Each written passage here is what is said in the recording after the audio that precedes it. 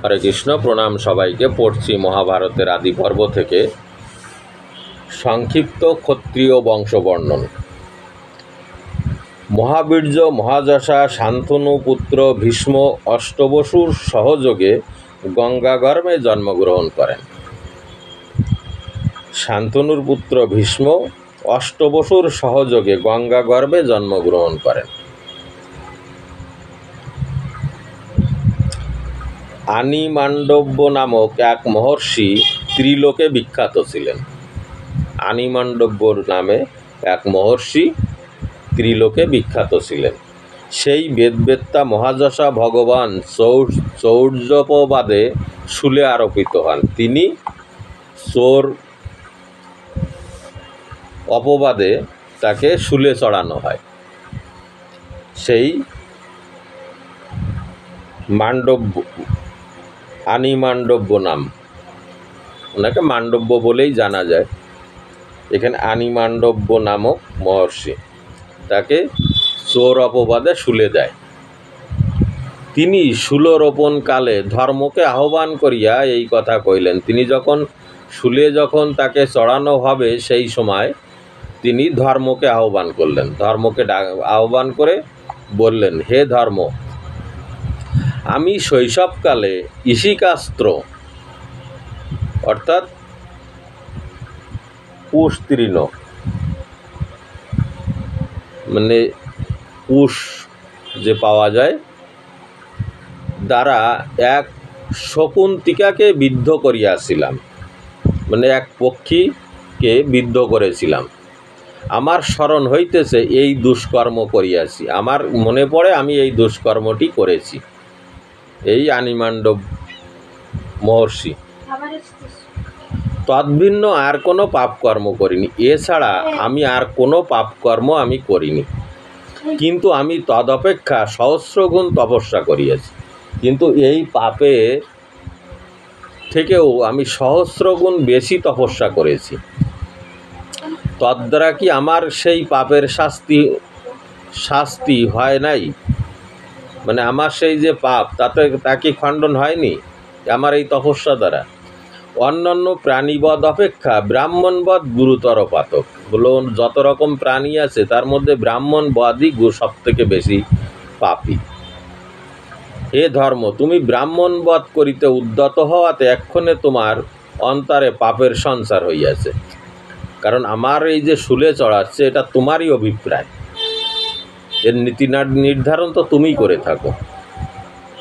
আমরা যত কর্মের ফল ভোগ করি, ভালো হোক মন্দ হোক, তার নীতি নির্ধারণ ধর্মই করে থাকে।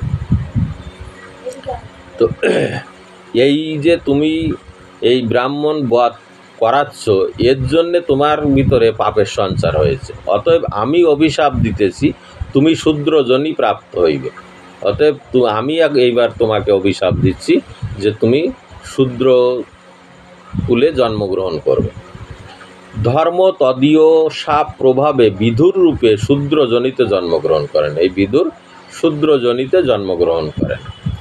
এখানে একটা কথা আছে, যাই হোক সেটা অপ্রকাশ করা যায় না। এখানে বিদুরের শরীরে সাক্ষাৎ ধর্ম অভিভূত আছেন। সুত গবলগণ হইতে মুনিতুল্য সঞ্জয় সঞ্জাত হয়। কুন্তির কন্যাকা অবস্থায় সূর্যের ঔরসে তদীয় গর্ভে মহাবল কর্ণ জন্মগ্রহণ করেন। সর্বলোক পূজিত জগৎকর্তা অনাদিনিধন নারায়ণ লোকদিগকে অনুগ্রহ করিবার নিমিত্ত বসুদেবের ঔরসে দেবকীর গর্ভে আবির্ভূত হন।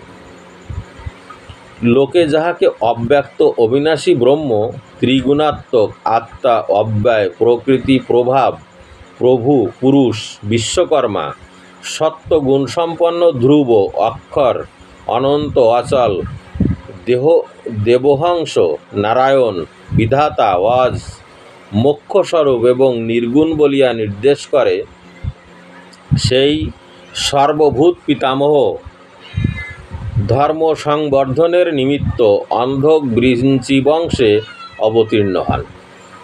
তিনি সেই অনাদিরাদি গোবিন্দ, তিনি বৃঞ্চি বংশে জন্মগ্রহণ করেন। অস্ত্রজ্ঞ সর্বশাস্ত্র বিশারদ মহাবল পরাক্রান্ত সাত্যকী ও কৃতবর্মা সাত্যক ঋদিকের ঔরাসে জন্মগ্রহণ করিলেন। এক দ্রোণীতে অর্থাৎ কুম্ভে উগ্রতভা মহর্ষি ভরদ্বাজের রেতপাত হয়। এক কলসির মধ্যে উগ্র তপস্যা এই যে ভরদ্বাজ উগ্র তপস্যা করতেন। এই উগ্র তপস্বী এই ভরদ্বাজ কলসির ভিতরে তার বীর্যপাত হয়। তাহাতেই দ্রোণাচার্যের জন্ম হয়। যেহেতু তাকে দ্রোণ পাত্র বলা হয়, কলসির এক নাম দ্রোণ, তো সেই কারণে এই পুত্রের নাম দ্রোণাচার্য হয়। অশ্বত্থামার জননী কৃপি অর্থাৎ দ্রোণাচার্যের স্ত্রী কৃপি ও মহাবল পরাক্রান্ত কৃপ অর্থাৎ কৃপাচার্য, যিনি হস্তিনাপুরের কুলগুরু, শরৎকালীন স্বরস্তম্ভে প্রসিক্ত গৌতমের রেত হইতে উদ্বুদ্ধ হলেন। গৌতম মুনির ঔরাসে জন্মগ্রহণ করেন এই কৃপ ও কৃপি। দ্রোণাচার্য হইতে অশ্বত্থামা জন্মগ্রহণ করিলেন। দ্রোণাচার্যের পুত্র অশ্বত্থামা প্রভূত পরাক্রমশালী প্রদীপ্ত অনলসম তেজস্বী দৃষ্টদুন্ম দ্রোণ বিনাশের নিমিত্ত ধনু গ্রহণপূর্বক যজ্ঞবেদী হইতে আবির্ভূত হন। যজ্ঞের অগ্নি থেকে দৃষ্টদুন্মের জন্ম হয়। দ্রোণাচার্যকে বধ করার জন্যে ওই যজ্ঞবেদী হইতে অলৌকিক রূপ লাবণ্যবতী গুণবতী দ্রৌপদী জন্মগ্রহণ করেন। এই যজ্ঞতে দ্রৌপদী এবং দৃষ্টদুম্ন দুইজনেই জন্মগ্রহণ করেন। পরে প্রহ্লাদের শিষ্য নগ্নজিৎ ও সুবলের জন্ম হইল।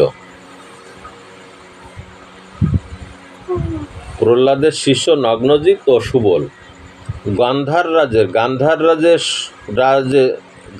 রাজার সুবলের শকুনি নামে এক পুত্র ও দুর্যোধনের জননী গান্ধারী নামে কন্যা জন্মিল। এই যে সুবল রাজা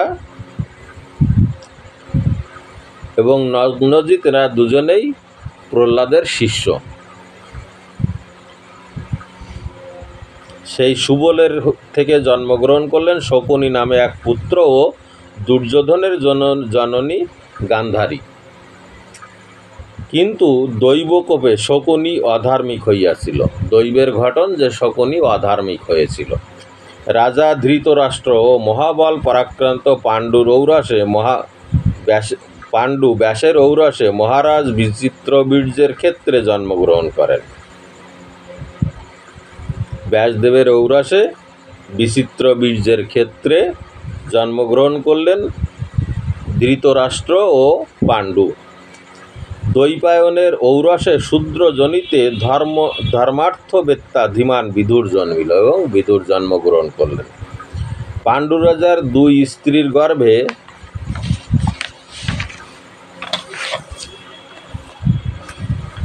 পাঁচ পুত্র হয়।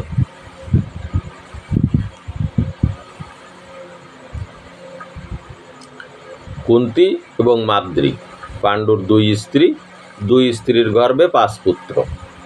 ধর্ম হইতে যুধিষ্ঠির, বায়ু হইতে ভীম, ইন্দ্র হইতে সর্বশাস্ত্র বিশারদ অর্জুন এবং অশ্বিনী তনয়োদয় হইতে অতি রূপবান যমজ নকুল ও সহদেব জন্মগ্রহণ করেন। তন্মধ্যে যুধিষ্ঠির সর্বাপেক্ষা অধিক গুণবান ছিলেন। ধীমান ধৃতরাষ্ট্রের দুর্যোধন প্রভৃতি 100 পুত্র জন্মে এবং তাহার যুযুৎসু ও করণ নামে আরও 2 পুত্র জন্মিয়াছিল। তার আরও 2 পুত্র জন্মায় এই 100 পুত্র ছাড়াও। একজনের নাম যুযুৎসু আর একজনের নাম করণ।